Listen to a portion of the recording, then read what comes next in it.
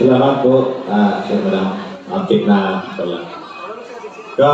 Paghatag ko sa ataas na respeto sa natong pinaranggan ng gobyerno Batanon ng gobernador sa probinsya sa Masbate.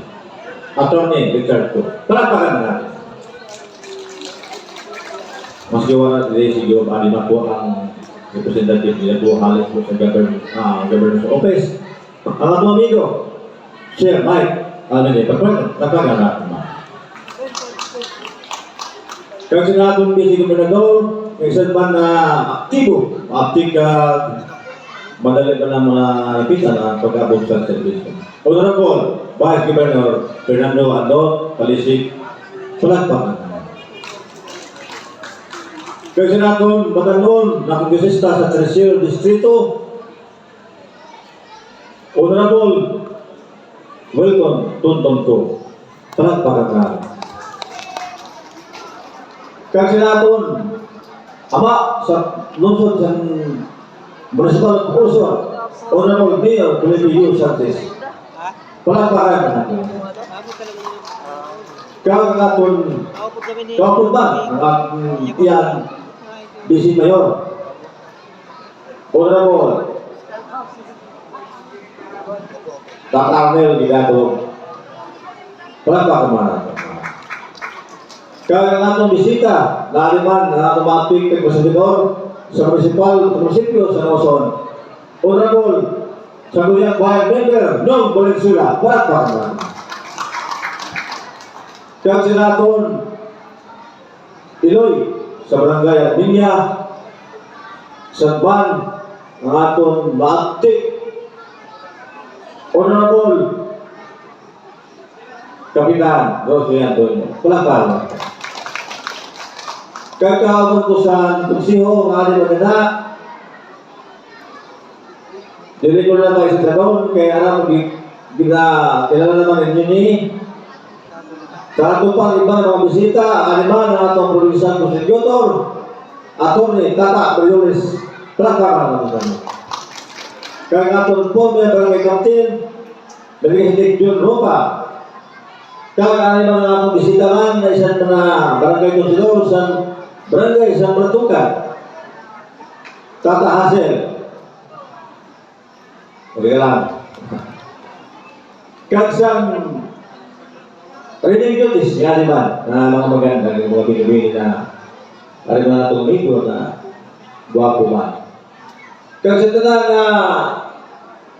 bisita, na halin sa nagawin pa na lugar sa nila pantulong na gabi, medyo nag-duty ang tao. Siguro, apisar sa krisis nga idukman sa ato man yung lugar. So siguro, apektado man. Pero, at least, ang Barangay Arminia na silibrar, gihapon ang kapistahan. Sa tanan po, naaliyan na, parents, mga maestra, ano pa, sino pa ang kumpara ito mga sa mga barangay employee nga tulong ng agaw nila, medyo hagwag ako yung magiging nila. Pero ako kaya na mga barangay employee amo na isang ba na nagabuling pa sa ato pag mamalakag isang pag-service sa ato mga bisita.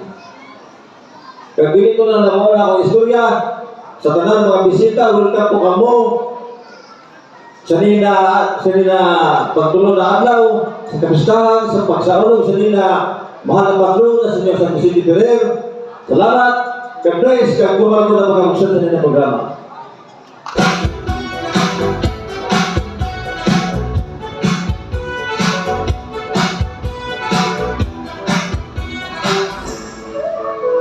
I am quite lucky tonight because I just heard the nice voice of one of the finest Barangay Kagawad of Barangay Armenia, Honorable Michael Y. Pino. Thank you so much once again, sir, for your warm words of welcome for that. We would really feel so much comfortable. Thank you so much once again.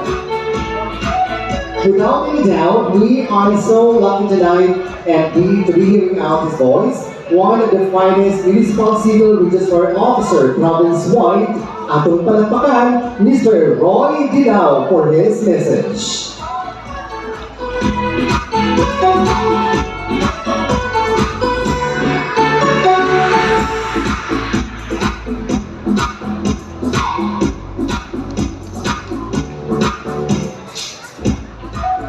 So I suppose the municipal civil registrar officer in the locality of Ozan is no longer around this time. We're gonna jump off to the next part, which is the message from one of the men in uniform representing from the Peacemakers team. Give it up for Platoon Leader, 2nd Provincial Mobile Force Company, Armenia Patrol Base, Police Lieutenant Jethro Alberto V. Lumbao.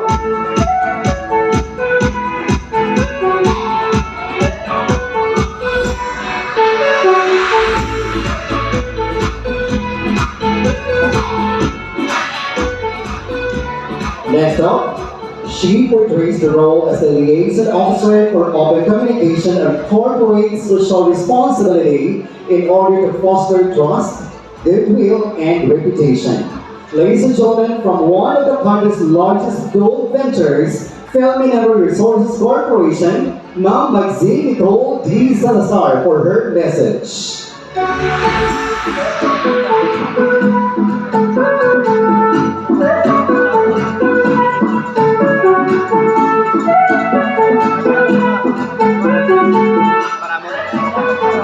So I guess all of the speakers are quite tired about their schedules at this very point in time. We're gonna jump off to the next, which is the first icebreaker. Ladies and gentlemen, please welcome to give us the intermission number, Adrian San Pedro. A round of applause, please.